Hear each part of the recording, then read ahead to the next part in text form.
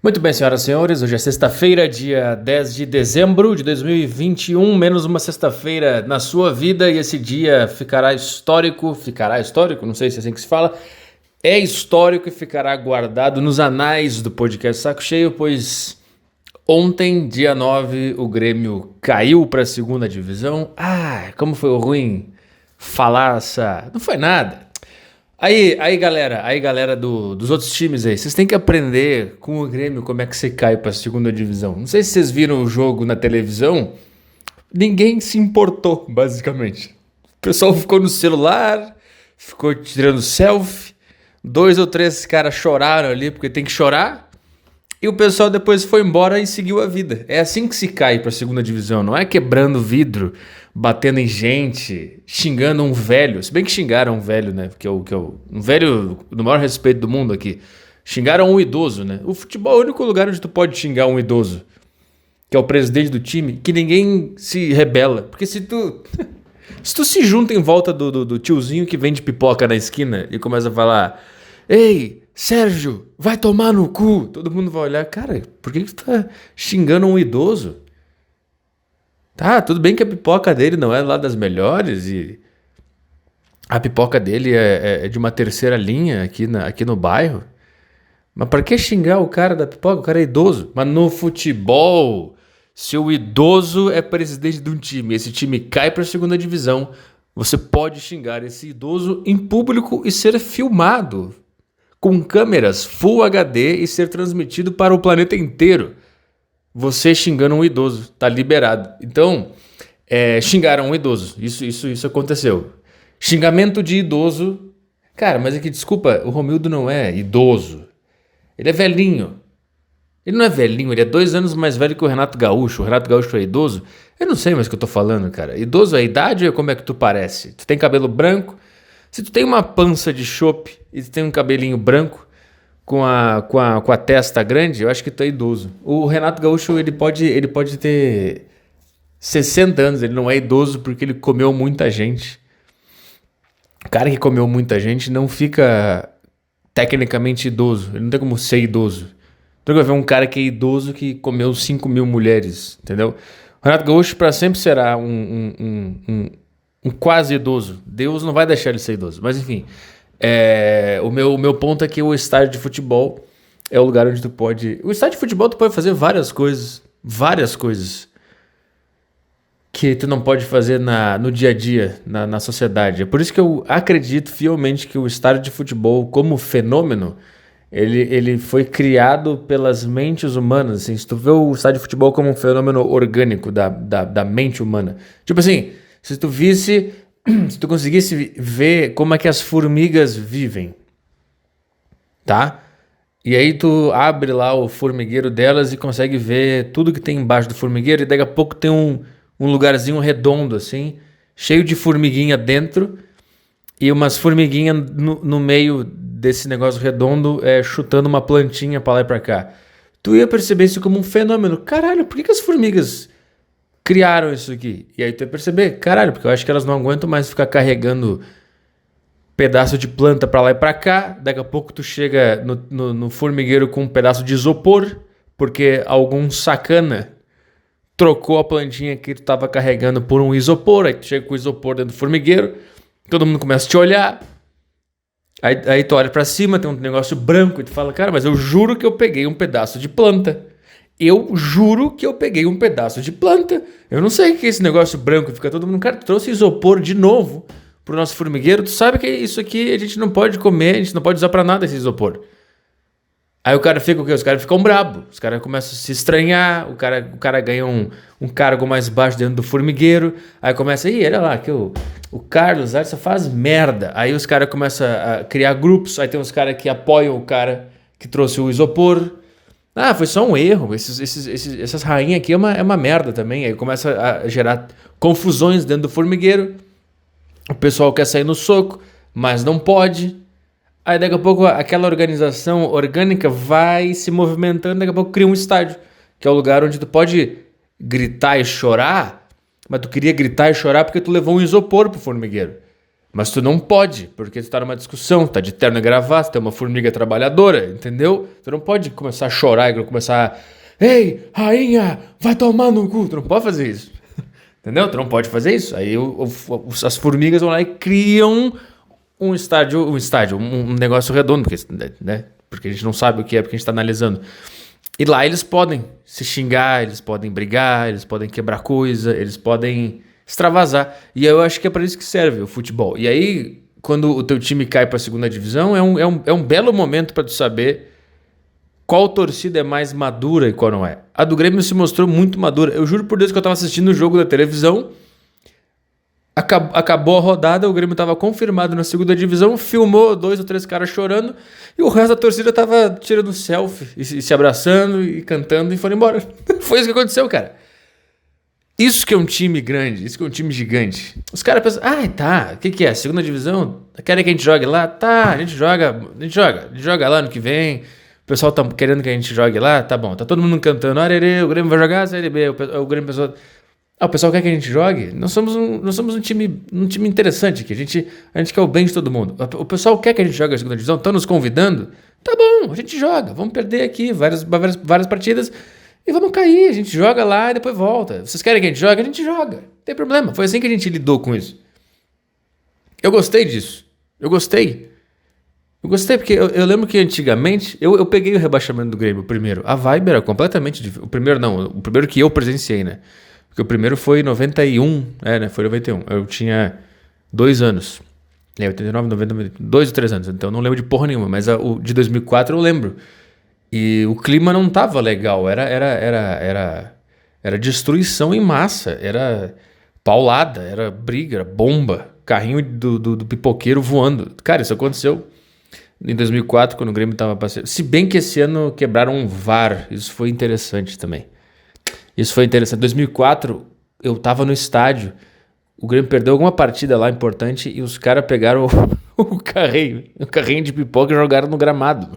O cara que tava vendendo pipoca não tinha nada a ver com isso. Mas jogaram. É uma raiva interessante, porque racionalmente falando, não tem nada a ver o carrinho de pipoca. O velho que vende pipoca, não tem nada a ver. Mas os caras pegaram o carrinho de pipoca e jogaram no gramado. E aí, então foi esse clima bélico. É que teve esse ano quebraram o VAR. Eu acho que esse negócio de quebrar o VAR foi mais folclórico do que qualquer outra coisa. Antigamente era todo mundo ficava brabo e todo mundo quebrava tudo. Parece que conforme a sociedade foi avançando, as pessoas ficaram mais frescas, eu acho. Tô dizendo que é pra quebrar as coisas? Tô dizendo. Não sei também. Eu acho que a alimentação tem uma coisa a ver com isso, porque filmava as pessoas no estádio ontem e só tem gordo.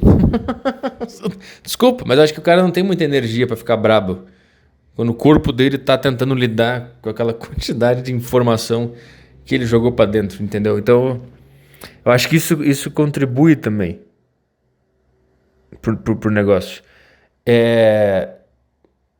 Mas, cara, maravilhoso. Aí quando o Diego Souza fez o primeiro gol, eu desabei em lágrimas, eu comecei a chorar. E aí eu comecei a pensar, por que eu tô fazendo isso? Por que eu tô chorando? Não tem nada a ver com isso aqui, tem a ver com outras coisas. Mas eu vou canalizar nesse cara fazendo um gol para não admitir o que são essas outras coisas. Porque eu preciso acessar essa emoção, mas não diretamente, eu preciso de uma ponte para essa emoção. Aí quando o Diego Souza fez aquele gol, eu desabei, comecei a chorar, me limpei, depois voltei a assistir o jogo. Aí eu fiquei vendo Corinthians e Juventude, Fortaleza e Bahia. E fiquei lá, zapeando na minha poltrona na sala. E aí quando o Juventude fez... É que assim, o Bahia começou ganhando do Fortaleza, isso não podia acontecer de jeito nenhum, se você não entende nada de futebol. O Bahia e o Juventude tinham que perder e o Grêmio tinha que ganhar. A única chance do Grêmio permanecer na primeira divisão. E aí o Bahia começou ganhando. Aí eu pensei, foda-se, não vai dar. Aí o Fortaleza empatou no final do jogo. Aí o Fortaleza virou. E ao mesmo tempo que o Fortaleza virou, teve um pênalti pro Juventude lá em Caxias. Ou seja, não deu nem pra curtir a esperança de Caralho, pode ser que o Corinthians faça um gol aqui, hein? Não deu pro Corinthians, foi na mesma hora. O pênalti do Fortaleza foi na mesma hora do pênalti do Juventude. É que tem uma coisa que são... Eu acho que quando o universo ele quer uma coisa, não adianta. Não adianta. Tem coisas que não adianta. Me explica isso, cara. Me explica isso. O Grêmio tinha que torcer pro Fortaleza ganhar. Aí, no exato momento que dá um pênalti pro Fortaleza, no exato momento também dá um pênalti pro Juventude. É um negócio assim, o universo pensou, cara, não, eu não sei que força do universo aqui decidiu que ia ter um pênalti pro Fortaleza, mas eu não vou deixar isso acontecer. Pênalti pro Juventude. Na mesma hora. Na mesma hora, cara.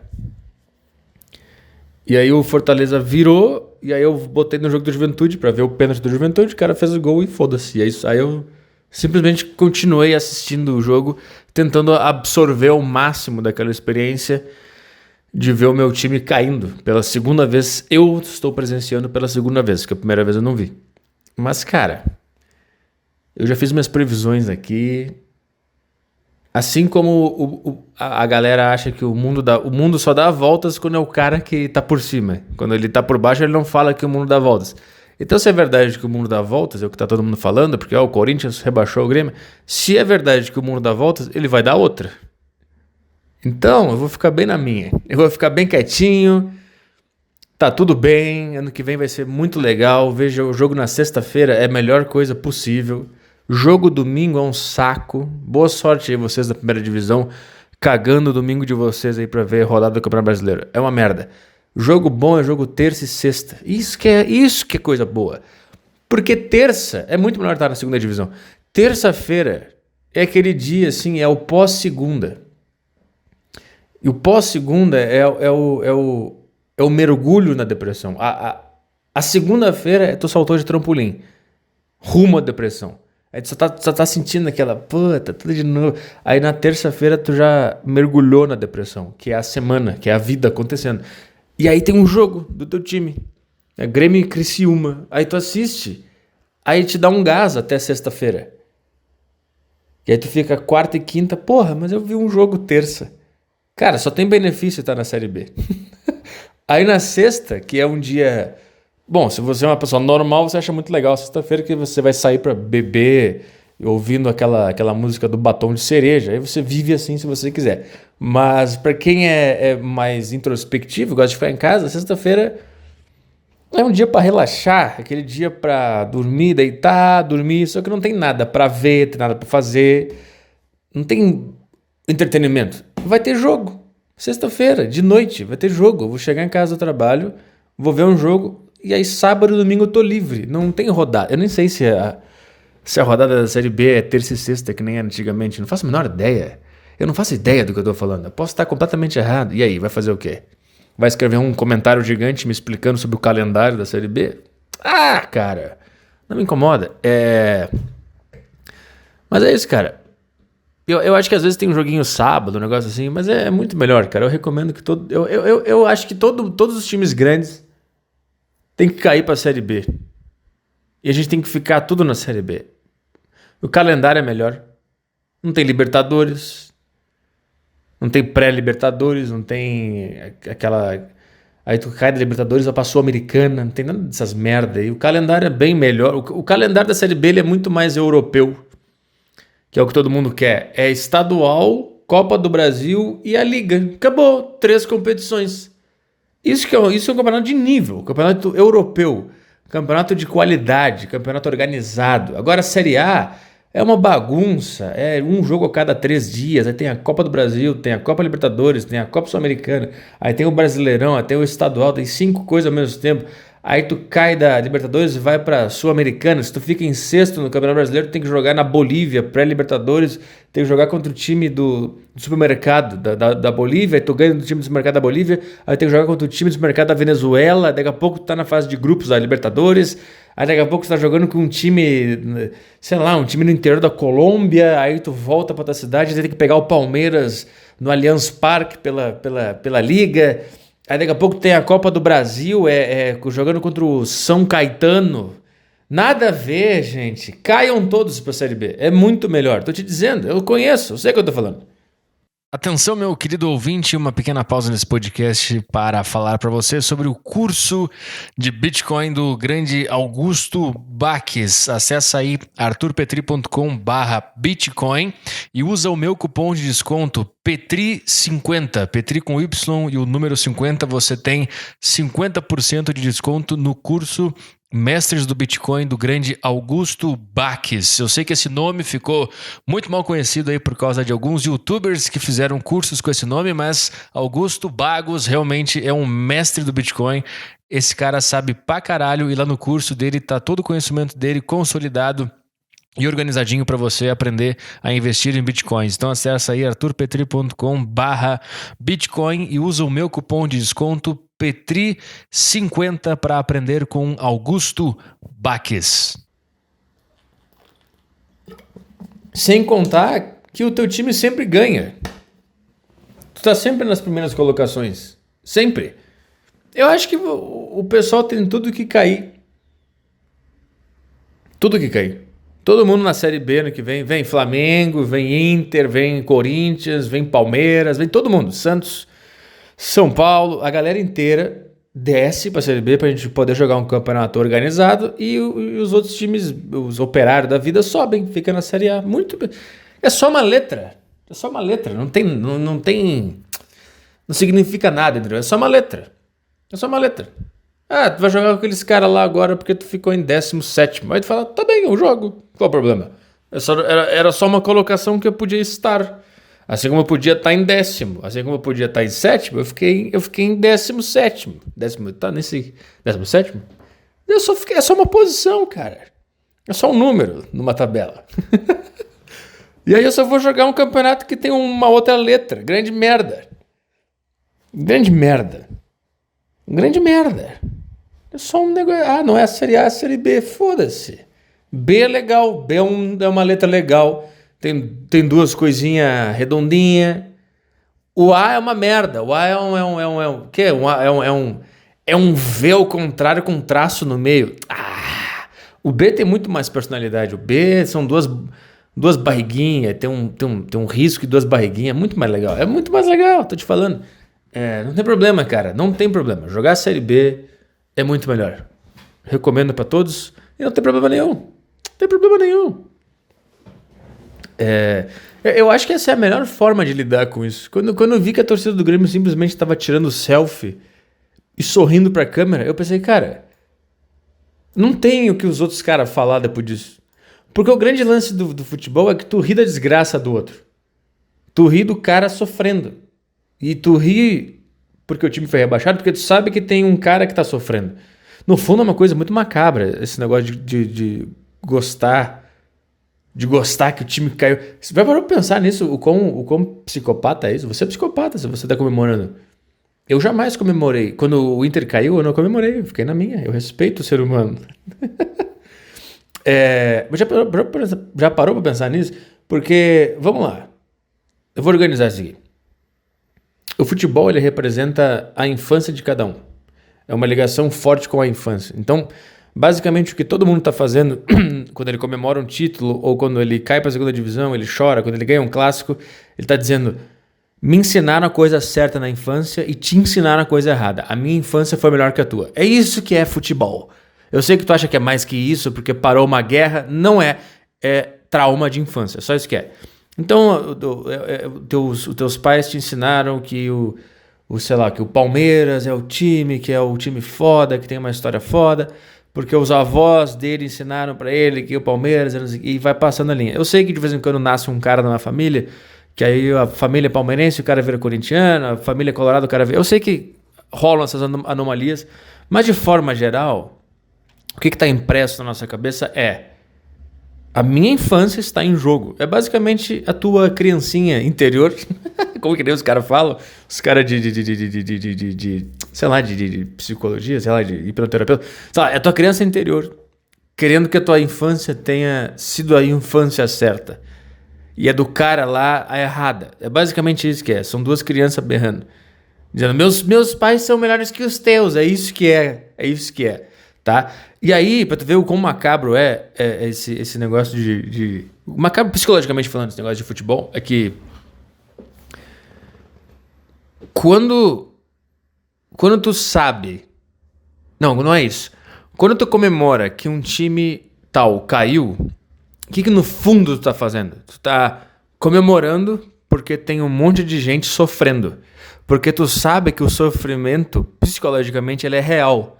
Tipo assim, não é real...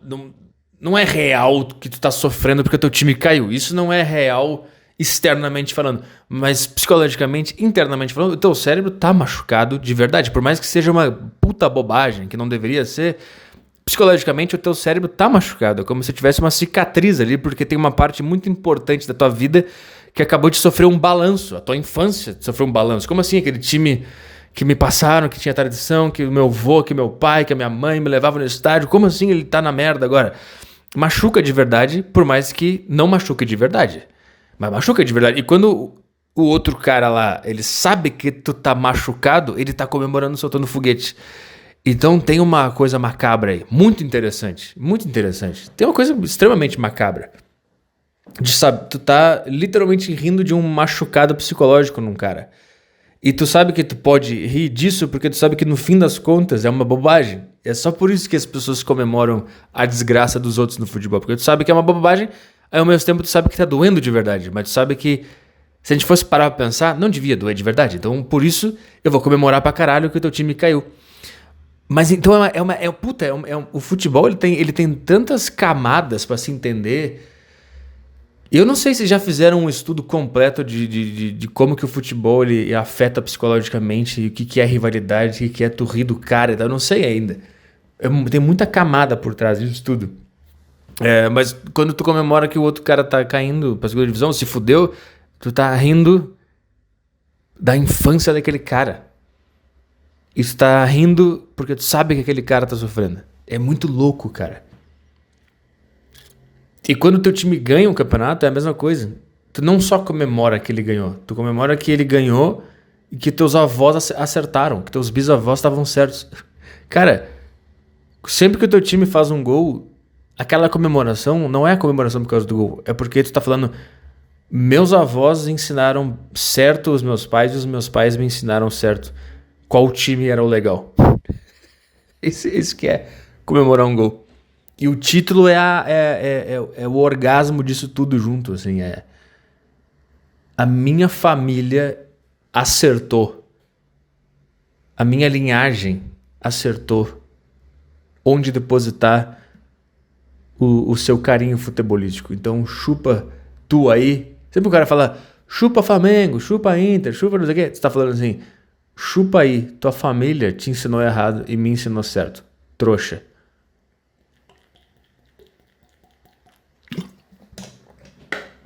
Mas dito isto, é isso aí, cara. Então, o meu lado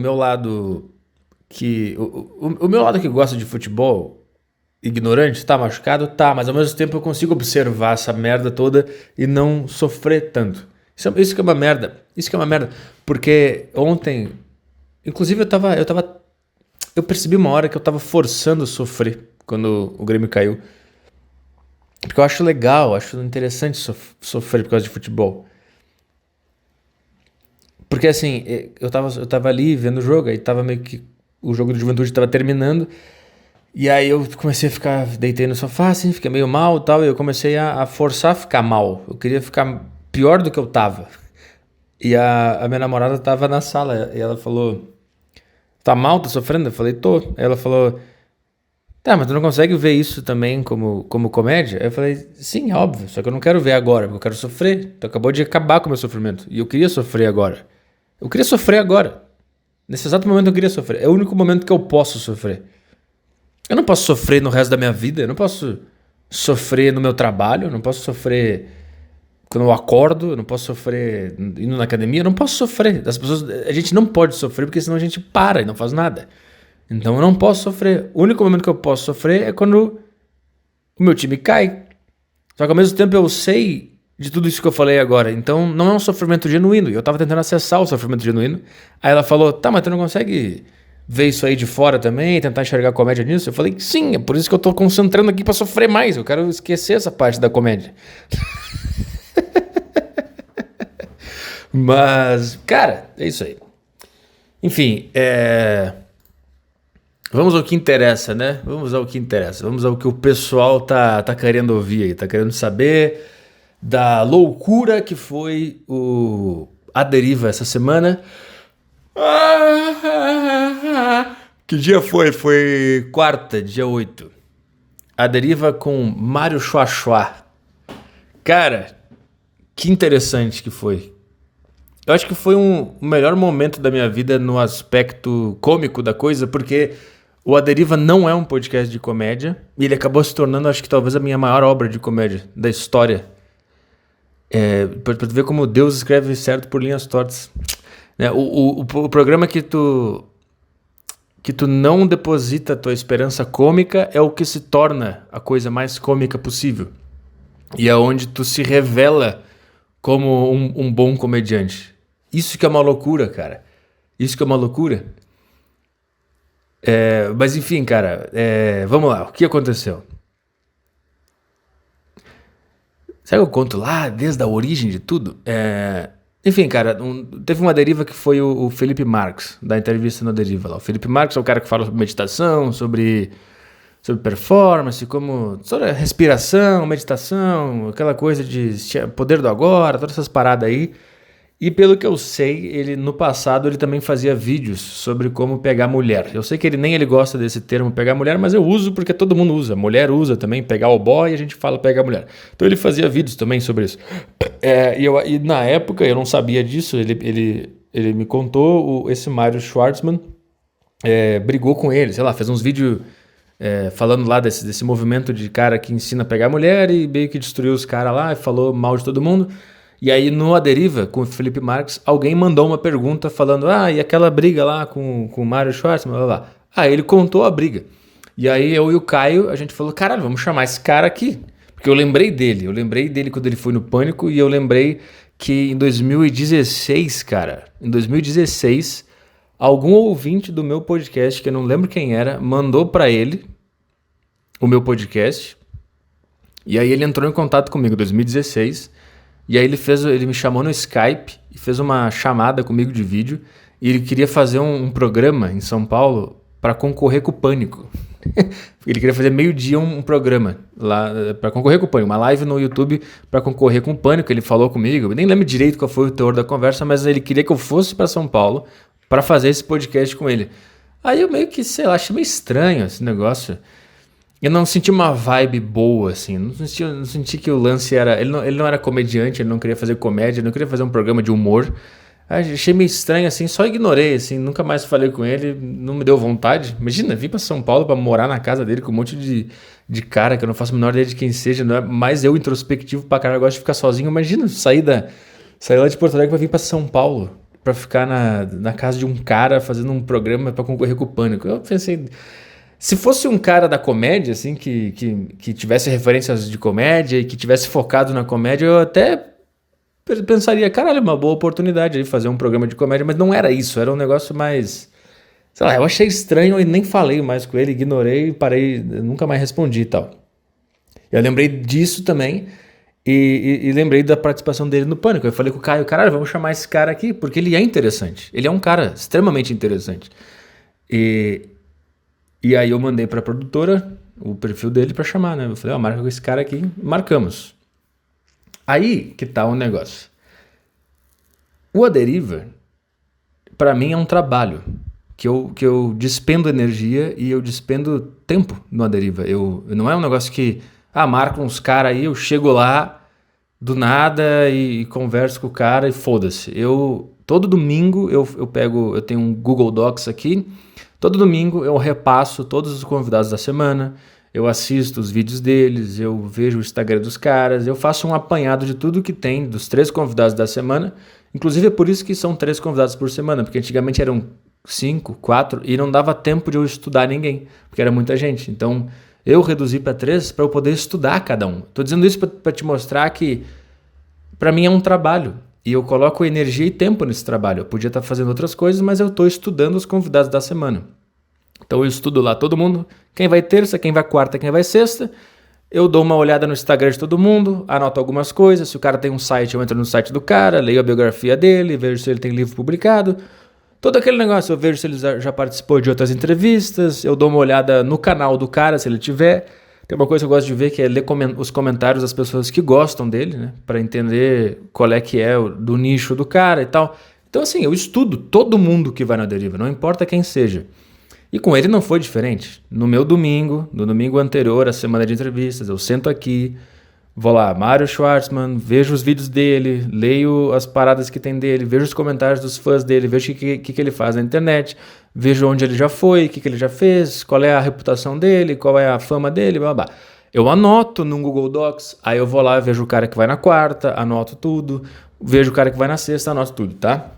Então assim, no meu domingo que eu podia estar descansando, que eu podia estar com o meu cachorro, que eu podia estar jogando, que eu podia estar com a minha namorada, que eu podia estar simplesmente jogado no sofá, eu estou trabalhando.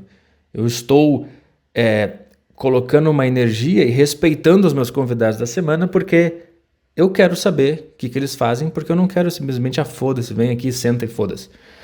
Eu vejo isso como um respeito aos meus convidados, tá? Aí assim, como é que funciona? Depois que eu faço esse apanhado geral no domingo, na segunda eu estudo mais profundamente o cara que vai na terça, que no caso era ele.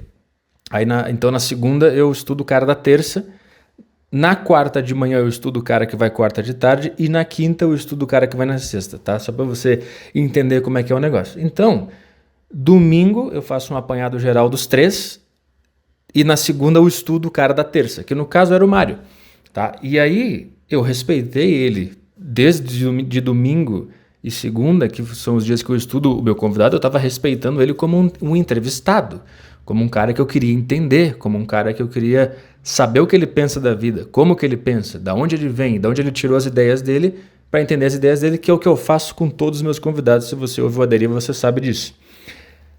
E aí na segunda eu fico 2 horas vendo os vídeos do cara, lendo, ele tinha um site, não tenho certeza se ele tem um site, mas eu leio o que já foi falado dele, eu sei que eu assisti os últimos vídeos dele, né, que ele tá falando de Deus, ele tá falando sobre atração, ele tem umas paradas lá que ele traduz a Bíblia, ele faz a tradução própria da Bíblia, do grego, então eu acho uma coisa muito interessante, assim, ele não lê. Não é que ele não lê, mas ele diz que as versões da Bíblia que tem aí, elas têm erros de tradução. E ele mesmo traduz direto do grego. É uma parada assim.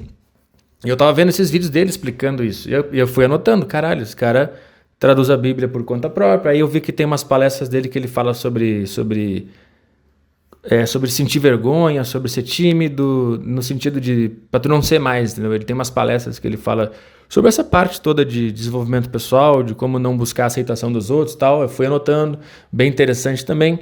E aí também tem as polêmicas dele lá, as coisas de blusão, de Nando Moura e tal, que essas partes eu nem gosto de ficar tocando tanto quando vai um convidado lá. Eu queria entender o que era ele. Aí eu vi também que ele é bem ligado a Jesus Cristo, então eu anotei também, falaram sobre Jesus Cristo, como é que ele descobriu Jesus Cristo e tal, quais são os ensinamentos. Então assim, como um convidado, como um entrevistado, eu estava despendendo energia e tempo nesse cara. Eu queria entrevistar ele, como eu sempre faço, profissionalmente.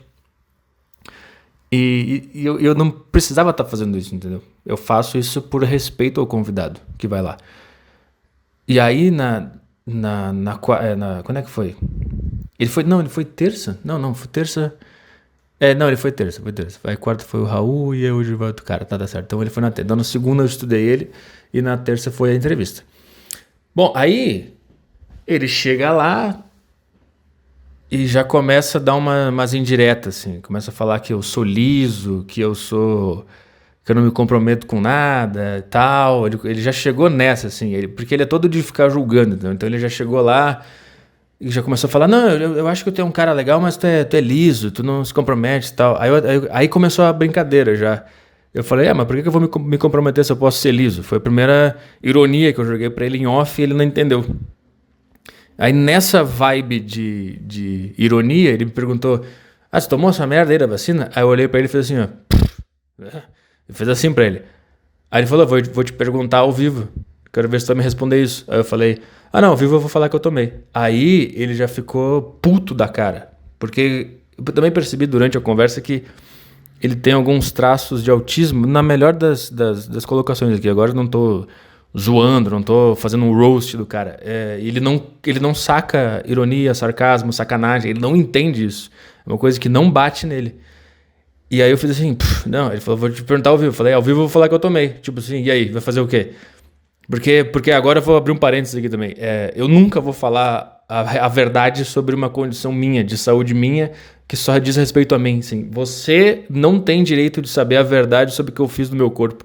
Então, ora eu vou falar que eu tomei, ora eu vou falar que eu não tomei, porque é uma coisa que eu não quero falar pra ninguém e eu vou usar a sacanagem, a ironia, o sarcasmo pra ficar confundindo as pessoas, cara. Eu não tenho por que falar o que eu fiz com o meu corpo.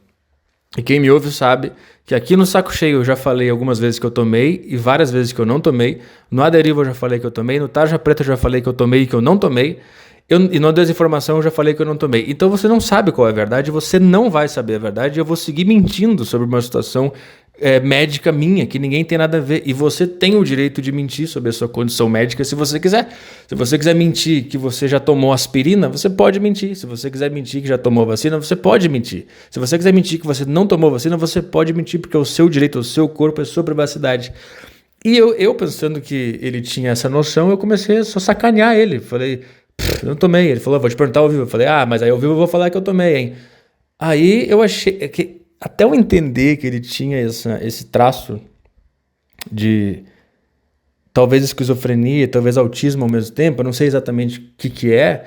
Eu até conversei com alguns médicos depois, alguns médicos que eu tenho contato, para saber o que eles acham do caso, e 5 médicos me falaram que ele tem traço de esquizofrenia com autismo. Porque até me explicaram lá que a origem do autismo e da esquizofrenia é na mesma semente, só que aí alguns genes vão para um lado e aí se torna esquizofrenia, e em outros casos vai para outro lado e se torna autismo. E no caso ele pegou um pouco dos dois caminhos, entendeu? Então ele não entende sacanagem, ironia, leitura de expressão facial, ele não saca isso. E aí, porque na minha visão cara, eu não quero falar pra ninguém, eu nunca pergunto pra ninguém se tomou ou não tomou, só se o cara for muito meu amigo, aí eu pergunto. Se o cara for meu brother, que eu tenho intimidade, pra perguntar uma coisa dessa, eu pergunto, você tomou? Mas se eu não tenho intimidade com o cara, eu não pergunto esse tipo de coisa. Então quando alguém que não tem intimidade comigo me pergunta alguma coisa, eu vou mentir pra sempre. Se você me perguntar se eu tomei, eu vou mentir, eu vou fazer... Pra ti eu vou falar que eu tomei, amanhã eu vou falar que eu não tomei, depois eu vou falar que eu tomei. Tu não vai saber a verdade, ninguém vai saber a verdade, porque eu sou contra esse negócio. Cara, eu sou contra passaporte obrigatório, que é o governo te perguntando se tomou uma coisa ou não. Imagina um indivíduo que tá do meu lado, se você é a favor disso. E se tu me perguntar, eu vou mentir. Assim como se o governo me perguntar e eu não tiver tomado, eu vou mentir que tomei. Se eu pudesse fazer isso, foda-se. Mas como eu tomei, eu não preciso fazer isso. Mas o que eu tô te falando cara, você tem a liberdade de mentir sobre uma situação clínica sua, situação médica sua, que só diz respeito a você, é o seu corpo. Se você quiser falar uma mentira sobre o seu corpo, você pode falar. Isso não é mentira, isso é direito à privacidade, que é uma mentira. Tu usa a mentira para manter o teu direito à privacidade, pode usar nesse caso. Só que como ele é esse cara maluco, ele já fica, aí, tá mentindo, tá usando aqui o microfone para espalhar a palavra de Satanás. Aí começou uma loucura, tá? Mas foi isso que aconteceu em off. Aí eu não tinha sacado ainda que ele era esse cara esquizofrênico e autista. Então eu achei que ele tava entendendo a sacanagem, assim. Eu vou falar que eu tomei, porque eu falo uma coisa aqui e outra coisa lá, sobre esse assunto, é óbvio. E aí aí quando começou o programa, eu nem lembro em que momento que ele começou a focar nisso. E começou a falar, porque em off tu falou que não tomou e ao vivo tu falou que tomou. Mas assim, cara, ele não tá preocupado com o fato da mentira ou da não mentira. É que ele acha que as vacinas matam. Uma pequena pausa aqui no podcast para você acessar aí arturpetri.com/xtreme21. Se você quer treinar, quer entrar em forma, quer emagrecer, quer se movimentar aí, mas você não gosta de academia, não sabe como começar, não quer levantar necessariamente peso, não quer fazer um supino, não quer fazer todo aquele treino que a gente conhece, Tem uma alternativa que é o Xtreme21. Você pode acessar aí arturpetri.com/xtreme21 e você tem acesso a uma plataforma de treinos que você pode fazer usando apenas o peso do seu corpo. É uma plataforma com mais de 300 tipos de treinos para você fazer usando o seu corpício aí, tá? Você vai entrar em forma e você vai emagrecer com o Xtreme21 se você fizer as coisas que estão lá. Não adianta nada assinar o negócio e ficar sentado aí na frente do computador comendo Doritos e fazendo nada. Então acessa aí arturpetri.com/xtreme21 e com treinos de 20 a 30 minutos, sem equipamento, no máximo usando uma mochila ali, uma cadeira, um negócio que você vai ter em casa, você consegue entrar em forma, tá? Então começa a se movimentar aí, acessa arturpetri.com/xtreme21. E se eu falar ao vivo que eu tomei, eu tô incentivando as pessoas a morrerem. Esse é o ponto dele. Tem nada a ver com a mentira ou com o direito da privacidade individual de cada um. Tem nada a ver com isso, cara. Eu sei que ele faz parecer que essa é a briga dele, que é sobre a mentira. Não é, é porque ele tem uma tese na cabeça dele de que a vacina mata. E se tu falar publicamente que tu tomou, tu tá incentivando as pessoas a se matar. É isso que tu tá fazendo. Essa é a ideia dele. E pra mim é justamente o contrário. Eu falo hora que eu tomei, hora que eu não tomei, justamente porque eu não quero influenciar ninguém. Se você quer tomar, toma. Se você não quiser tomar, você não toma. Eu acredito na escolha individual de cada um, sem influência de ninguém. E sabe de uma coisa, cara? Eu acho que quem posta foto no Instagram com a carteirinha de vacinação pra mostrar pra todo mundo que tomou é tão louco quanto esse cara que tá no outro extremo do negócio. Eu acho que a sociedade ela é formada por um monte de Mário do lado de lá, que fica postando a foto do passaporte. Olha aqui, tomei, hein? Olha que eu tomei, hein? Porque tá todo mundo tão na vibe da esquizofrenia pro lado de lá das vacinas. E ele representa o outro lado, mas ele é um espelho da maior parte da sociedade que fica tirando foto e mostrando que tomou e tal. Cara, as pessoas postam foto no Instagram mostrando que tomaram por medo, por aprovação social, porque eles querem fazer parte do grupo. E ele quer fazer parte do grupo dos caras que são contra. Tem nada a ver com o direito, com a vontade de espalhar a verdade. Tem nada a ver. Isso é o que o ser humano usa como desculpa para fingir que ele não se importa e que ele se importa com a mentira ou com a verdade. Isso é o que ele usa como desculpa. Tanto as pessoas que postam fotinho da carteira de vacinação quanto esses Mário da vida, eles estão todos preocupados em estar certo e ser aceito no grupo que eles acham que é o certo. É isso que eles estão fazendo. Então eu sou contra você postar a sua foto. Eu sou contra no sentido de posta aí, né? Não tem problema, não é que eu vou fazer nada para impedir, mas eu digo assim, eu acho que é um sintoma muito, muito saliente do que está acontecendo. As pessoas postam foto tomando vacina para ser aceita pelo grupo. Assim como as pessoas que são contra a vacina, elas ficam falando disso o tempo inteiro para ser aceita no grupo dos caras que são contra a vacina. Nunca é individual, nunca é eu acho que isso é bom ou errado para mim. Portanto, eu vou agir assim, assim, assado. Nunca é. É sempre o que esse grupo acha que é o melhor. Esse grupo acha que é melhor eu tomar vacina, então eu vou mostrar para todo mundo que eu tomei. Se tu acha mais legal o grupo das pessoas que não tomam vacina, tu vai ser o expoente, vai falar sobre isso para ser aceito nesse grupo. Eu acredito que ninguém devia falar sobre isso publicamente, porque ninguém quer saber se tu tomou um remédio ou não. Ninguém se importa com isso, ninguém se importa comigo. E vendo que a sociedade está vivendo nessa dinâmica, quando me perguntarem, eu vou falar hora que eu tomei e hora que eu não tomei, e você que lide com isso, porque não é para você se influenciar por mim, não é para você pensar com a minha cabeça, não é para você decidir algo porque eu falei alguma coisa, porque eu sou burro e eu não sei qual é a verdade. Eu tenho dúvidas se a vacina funciona, eu tenho dúvidas se ela não funciona. Eu vejo as informações nos grupos de conspiração dizendo que ela mata uma galera e eu vejo informações em outros sites dizendo que não mata e que tá tudo bem. Eu estou no meio, eu não faço a menor ideia de quem tá certo e quem tá errado. Portanto, eu vou sempre mentir. Cada dia que passar, eu vou falar que eu tomei e no outro dia eu vou falar que eu não tomei, porque eu não quero que você me veja como exemplo para nada. A minha situação médica individual, eu guardo para mim e eu vou mentindo ao longo do caminho. Eu vou dizendo que eu tomei, que eu não tomei, que eu tomei, que eu não tomei, porque eu não quero que você me veja como um cara para se influenciar. Esse é o ponto, mas ele não saca isso, eu não sei o que aconteceu, e aí ele começou a focar nisso, quando o programa começou. Ele começou a focar nisso, dizendo que eu estava mentindo para o público, porque eu estava incentivando as pessoas a se matar, porque segundo ele a vacina mata, E aí eu tive que parar ele uma hora. Eu comecei a falar, cara, isso é sacanagem que tu tá fazendo, porque tu não pode falar isso publicamente, tu não pode me perguntar uma questão íntima publicamente. Se quiser me perguntar em off, eu vou te dar uma resposta, mas tu não vai saber se é verdade ou mentira. Como é que tu sabe que eu não te menti em off? Tu não sabe. E isso eu vou guardar pra mim, ninguém nunca vai saber o que eu fiz com o meu corpo. Ninguém nunca vai saber.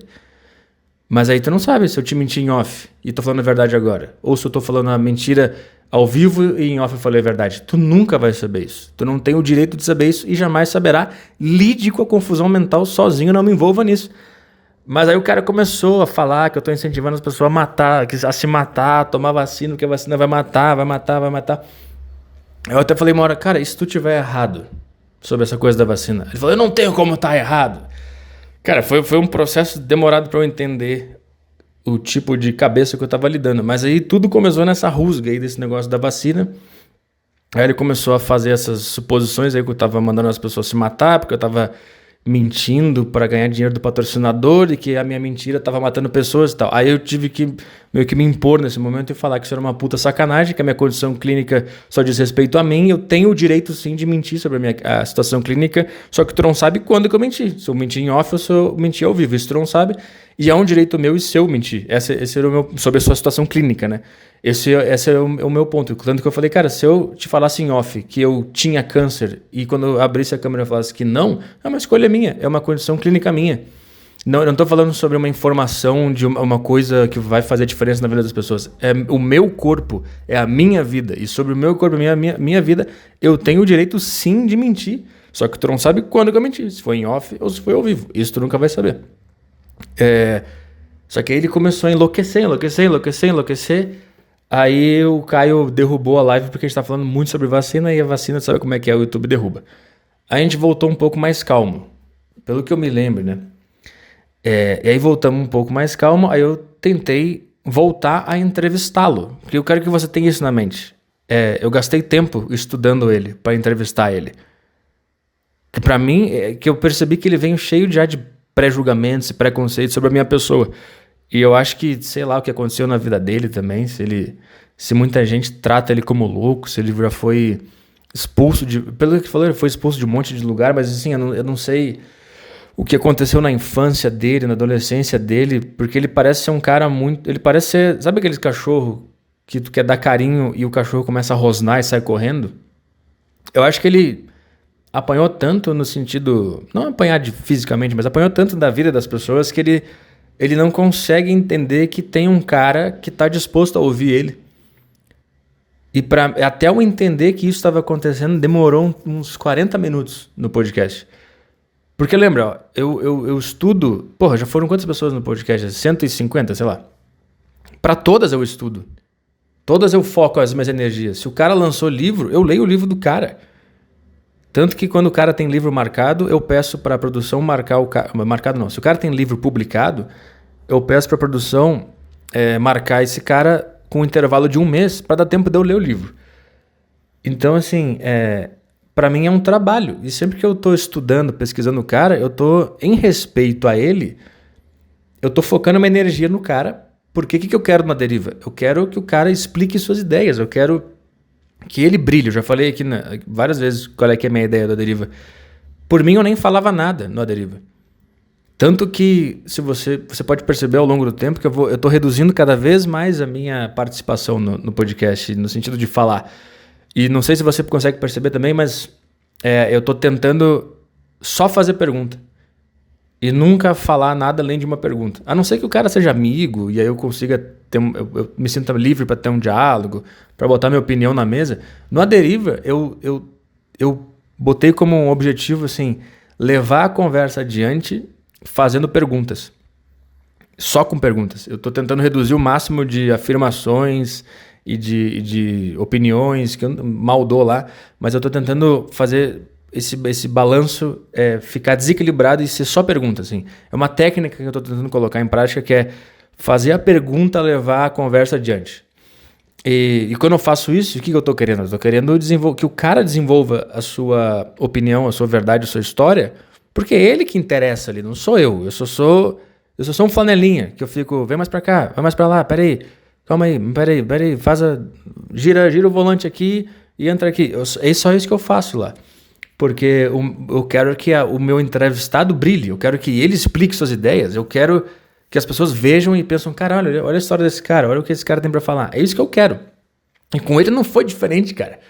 Porque até então eu só conhecia ele do Pânico, que eu sei que lá foi uma loucura. Só que aí eu tava assistindo os vídeos recentes dele e eu tava vendo que ele tava mais calmo, que ele tava falando sobre Deus, sobre Jesus, sobre a Bíblia. Ele tava passando uma palavra de amor. E aí eu pensei, caralho, eu acho que esse cara, ele mudou, ele tá disposto a explicar as coisas dele. Então, talvez você tenha percebido que durante 40 minutos eu tentei entrevistar o cara. Eu tentei dar a palavra pra ele, eu tentei fazer perguntas, eu tentei desenvolver a ideia do cara pra ele aparecer, pra ele explicar o que ele pensa sobre a vida. Só que não tava dando, cara.